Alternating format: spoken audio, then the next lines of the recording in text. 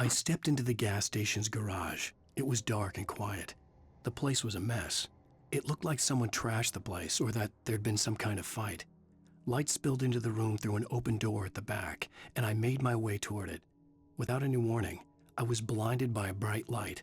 An old portable TV on the shelf had come alive by itself. Impossibly, I could see myself on the screen, talking like a madman.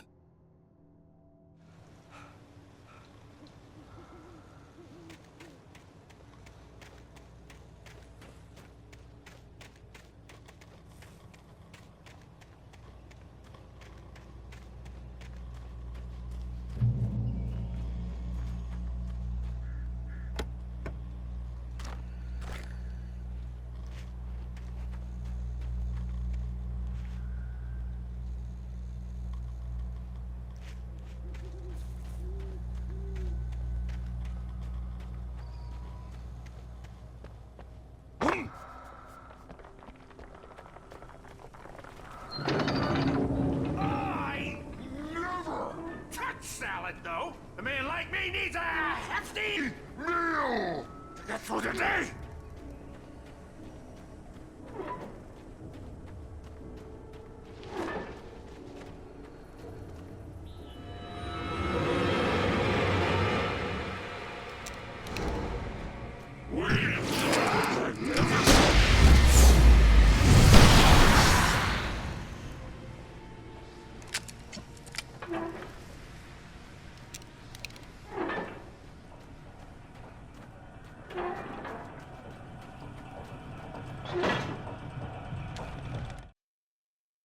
The cabin on Cauldron Lake? She asked. The sheriff looked at me suspiciously. The early morning light flooded through the office windows. I would probably never have gotten out of the woods alive without her help, but I couldn't tell her the truth of what I'd faced the previous night. She'd think I was lying or crazy. She'd lock me up, and she wouldn't help me find Alice.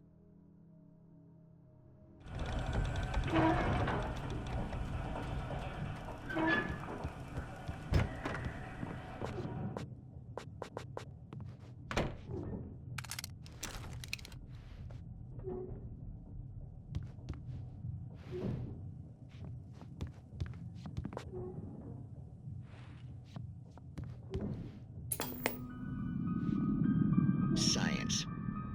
It bestows immortality on those who advance it to elevate all of mankind. Newton, Einstein, Sagan, princes among men. But the price for such a legacy is steep indeed. In Night Springs. Tonight's episode, a quantum suicide. If our lives are already written, it would take a courageous man to change the script. Having called a press conference, Dr. Barclay Colvin is about to demonstrate that very courage. Ladies and gentlemen of the press, I am Dr. Barclay Colvin, and I'm glad so many of you could join me here at the Moorcock Institute. Tonight, I'm going to give a practical demonstration of the many worlds interpretation. As you can see, this is a loaded 9mm pistol. It shall be part of a thought experiment. And now, a real experiment, known as a quantum suicide. Did he say suicide? Is that a real gun? He's kidding, right? Please, stay calm. There is no risk. Observe what occurs when I place the weapon against my own forehead. Now, you might think this round is merely a dud. Not so. Observe the flower pot. And yet, I myself cannot be harmed with this gun. With each pull of the trigger, two new realities branch off. One in which the weapon didn't fire, and one where it did. With my machine here, I have ensured that this reality is always the former. I have bestowed upon myself quantum immortality. Under no circumstances can this gun kill me. So wait. What you're saying is that every time you pull the trigger, in another reality, you die? Yes, of course, but that's completely trivial. There's an infinite number of things that could happen at any moment, and they always do happen somewhere. The point is, this one thing did not happen here. You're insane, Colvin. Insane? Insane? Hey, was this thing supposed to be plugged in? I stumbled on it. You fools! Gaze upon quantum immortality.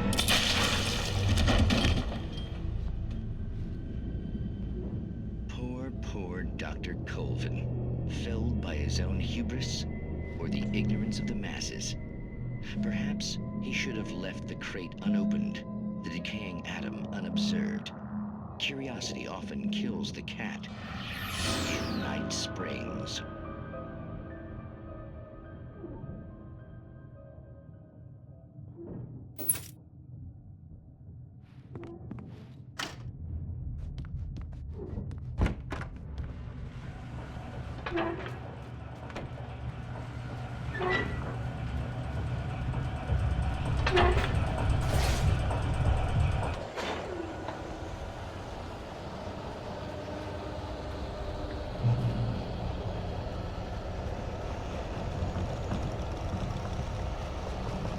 Changing us or what?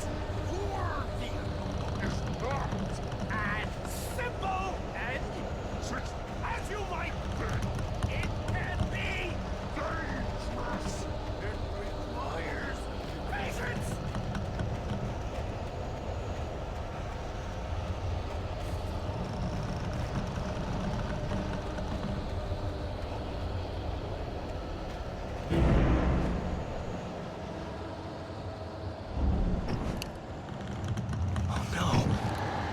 Even with the engine takes dropping tools and fatal. Mistake don't make. Count your before misplaced tool forgotten inside.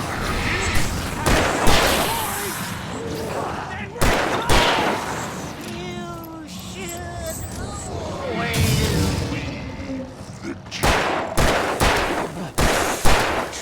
a professional!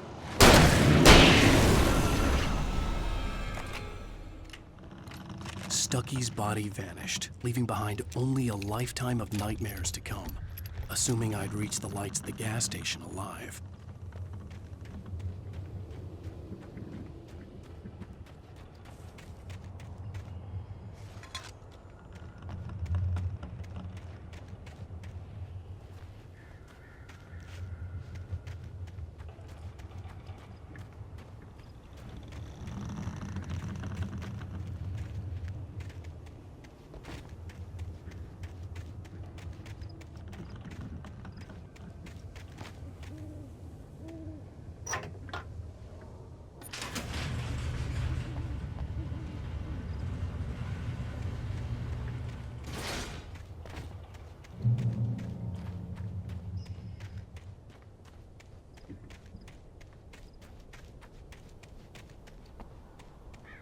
I recognized the parade float I had seen in Bright Falls when I first arrived with Alice.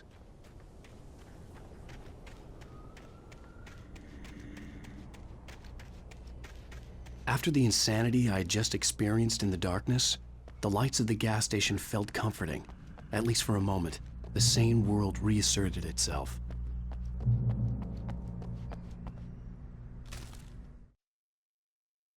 Stucky spat on the garage floor and tried to shake the cobwebs from his head.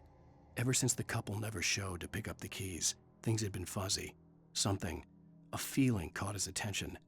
Stucky looked up and stared as his brain tried in vain to process the horror before him. He stumbled back, knocking over a can of oil. A black pool spread across the floor while he struggled for a brief moment, then let go as the unrelenting darkness engulfed him.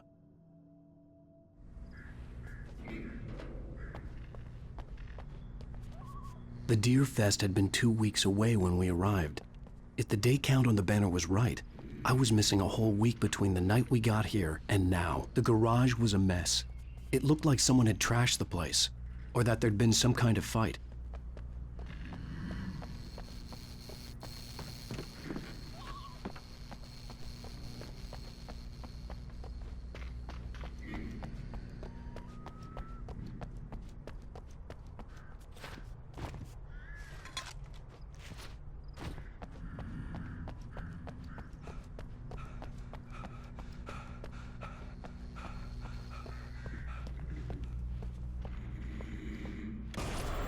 I'll write. I'll keep writing. Outside, there's only darkness. Outside the cabin, outside the story, there's only darkness. I can feel her presence in the dark. Just now, I could smell her perfume in the room. I'll reach her. I'll fix it up. I'll bring her back. The story will come true. If I stop, she's lost. I don't believe this. It'd been me on the TV, talking crazy. Was I losing my mind?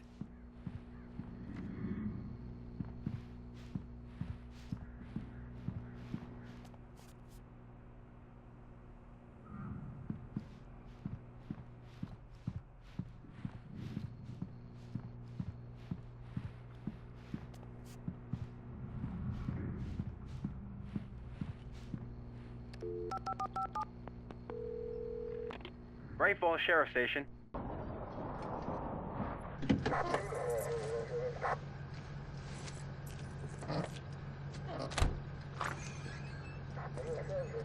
Oh, thank God, Sheriff. Sheriff Sarah Breaker. You are... I'm Alan Wake, but listen, I was in a car crash. My wife, Alice, she's missing. Calm down, Mr. Wake. We were staying in a cabin on the island, on Cauldron Lake. There's no island on Cauldron Lake, not since the big eruption in the 70s. Please, I can take you there, okay? You look like you've taken a pretty bad knock to the head. Are you okay? Listen. We'll figure this out. Please get in the car. We'll swing by the lake and then we'll go to the station, okay? Mr. Wake, have you seen Stucky, the guy who owns this place? I realized I couldn't tell her what had happened in the forest. She wouldn't have believed me. And then she wouldn't have helped me with Alice.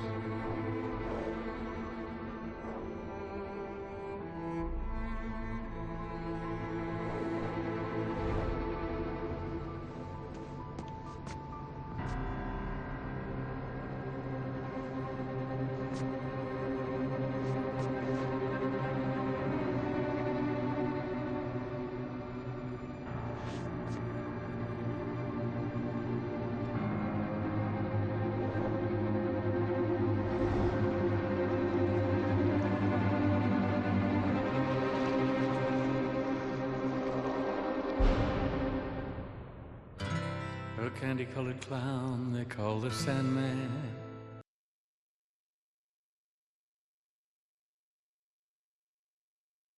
Tiptoes to my room every night. Previously on Alan Wake. I came to Bright Falls with my wife, Alice. Thank you for coming here with me. I thought maybe you could write here. I don't want to hear it. God damn it, Alice. Now, she's missing. Alice? Alice? I woke up behind the wheel of a crashed car. I'm missing a week. I was attacked by shadowy men straight from a nightmare. The sheriff took me to the lake Alice and I had stayed at. But the cabin had disappeared.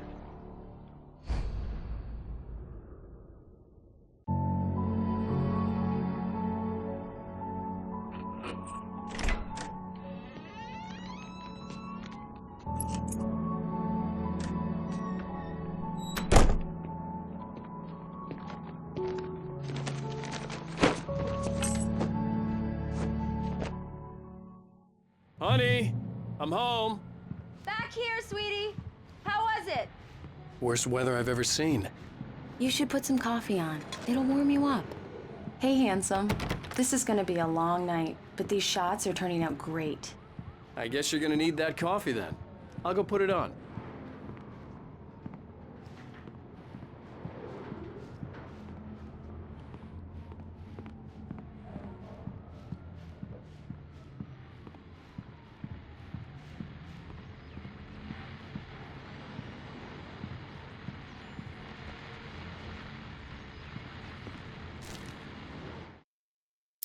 It's true what they say about the fall and the sudden stop at the end. I'd lain here in the snow while the lurid chain of scenes that had led me here kept playing in my head. A rerun of my own private snuff movie. A memory of my corpse. Alone at my own wake. Thinking in metaphors again. The femme fatale was gone. Only a sour taste remained of the kiss that killed me.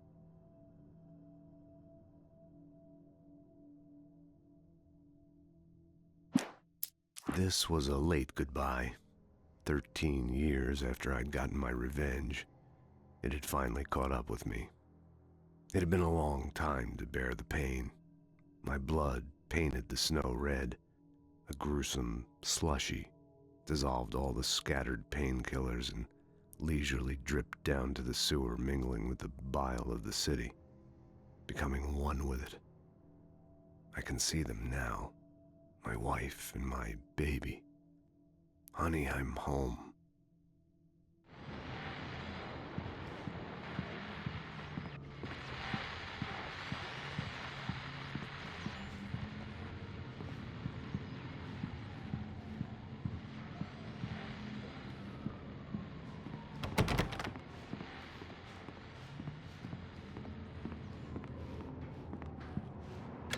Coffee's on. Great, thanks. I'll need it if I'm gonna finish this by tomorrow.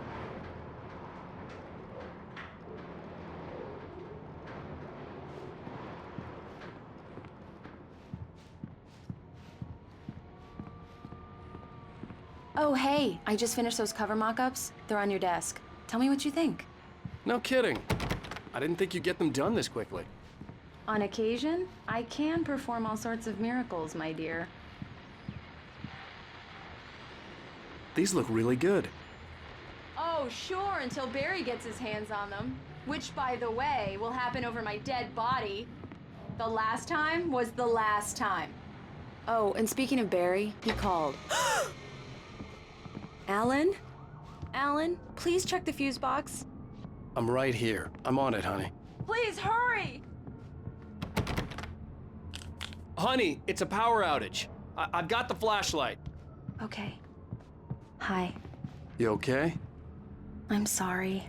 It just really spooked me. Don't worry. We'll just break out the candles. I know it's stupid, but it's just... Especially when I'm not prepared for it, you know? It gets to me. I love you. Tell me a story, writer. Okay. I used to have these nightmares when I was a kid. The dark really spooked me, too. When it got really bad, my mom gave me this old light switch. She called it the clicker. The clicker, huh? Yeah. If I ever got scared of the dark, I could just flip the switch and a magic light would scare the monsters away. Oh, sure. Here it is. Alan. Maybe it'll help you, too. Yeah, nice story, writer boy. You made that up right now, didn't you? No. Seriously. I love you, even if you are a liar. Thanks for this.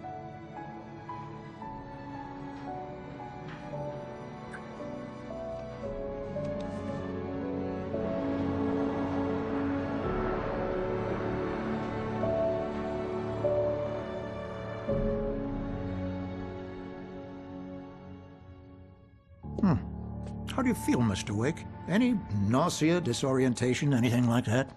Mr. Wake, how are you feeling? I'm okay. My head's fine. I had to lie about my headache and memory loss. He'd send me to a hospital for tests. I couldn't leave without Alice. Very well. I don't think you have a concussion, but you've obviously been through quite a shock. You should take it easy for a couple of days. Thanks. Well then, Mr. Wake, we're done here. If the pain gets any worse or you experience any other symptoms, you should come see me. I'll let you get on with it then. Sarah, Sheriff Breaker, is waiting for you. She's very good at her job. I'm sure she can locate your wife in no time.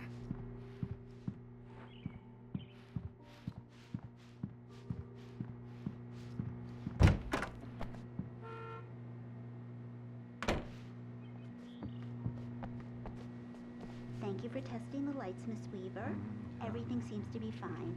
I don't have the luxury of being The bulbs will need changing. Come in, Mr. Wake.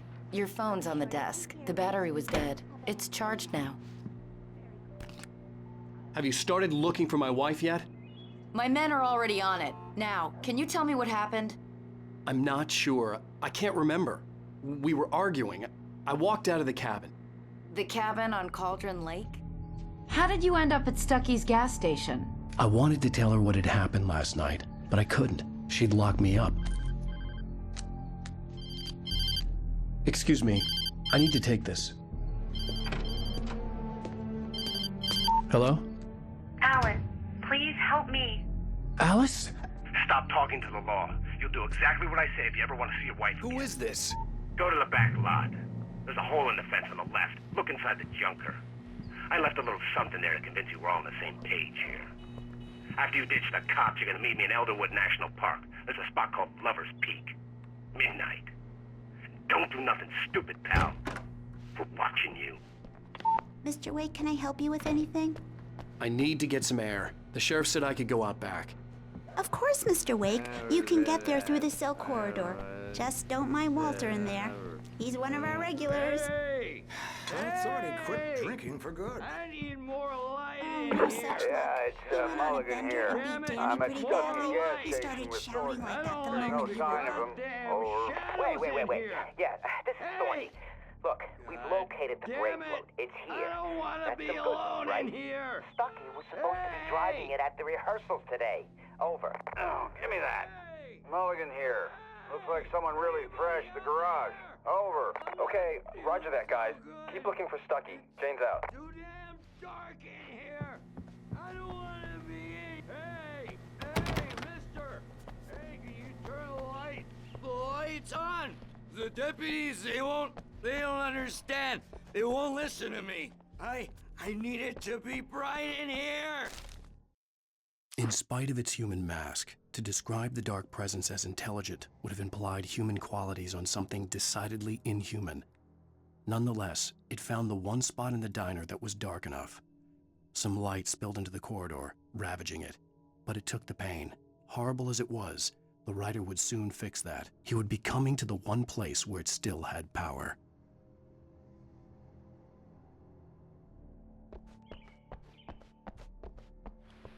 The early morning light hurt my eyes and made my head ache.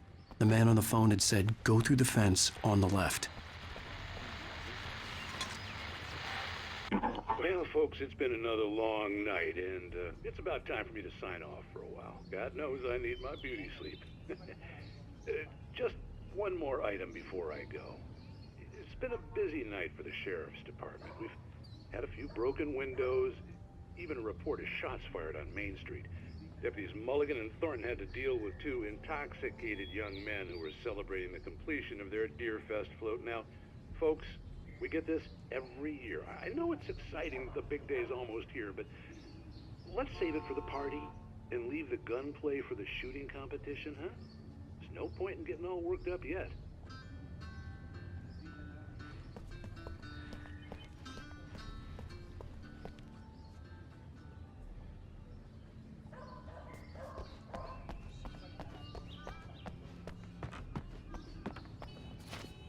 The caller had told me to find a hole in the fence behind the police station. There was something for me in an abandoned car.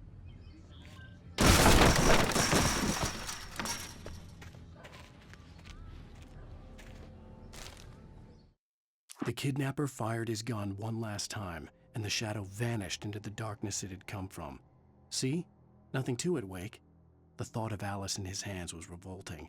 We stood on the wooden platform of Lover's Peak, the waterfall on the mountain behind us, the lights of the radio mast blinking red in the heights above. I fought with the urge to take a swing, force myself to speak. Let's cut the act now. Where's my wife? Alice's driver's license had been placed on the front seat. The caller meant business. Barry? Ow! Thank God! Where the hell have you been? I've been trying to reach you for a week, you and Alice. I've been worried sick. I flew out yesterday. I'm here in Bright Falls. Barry, listen to me. I'm at the sheriff's station. come and get me. I can't talk now. Al, what the hell is going on? I had to get the sheriff to let me go. I needed to get to Elderwood National Park to meet Alice's kidnappers.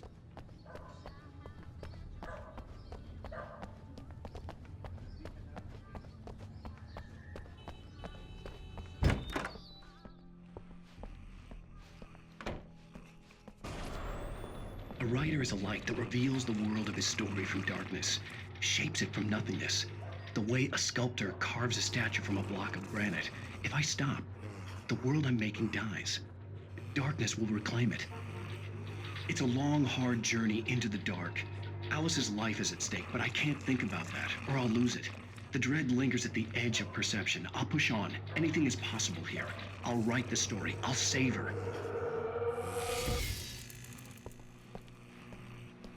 Marvelous, Sarah. I just wanted to settle all the damage the Anderson brothers might have inadvertently caused. Are you feeling any better, Mr. Wake? I'd like to leave. Am I free to go? Well, we still need to talk about... Am I under arrest? No, of course not.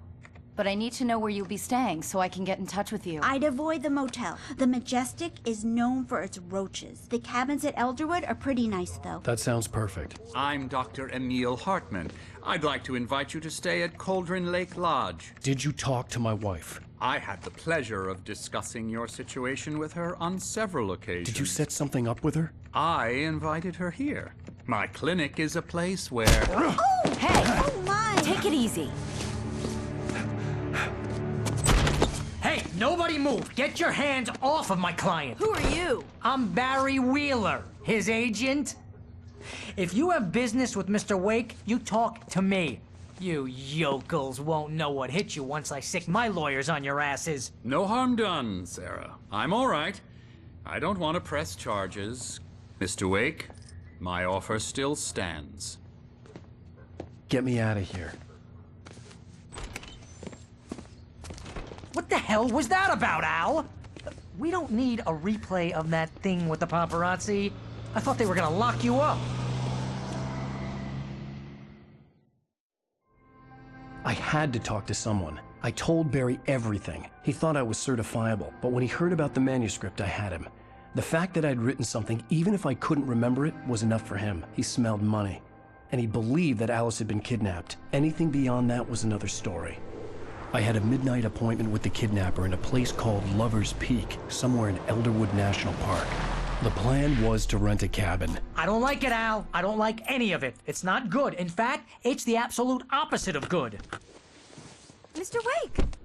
Barry, you found him. Hi, Rose. Oh, wow. I was just thinking about you, too. Great. I was just bringing Rusty some coffee. He's on the balcony, looking after Max. Poor thing. I really need to go. Great to see you again, Mr. Wake. Later! Who's Max?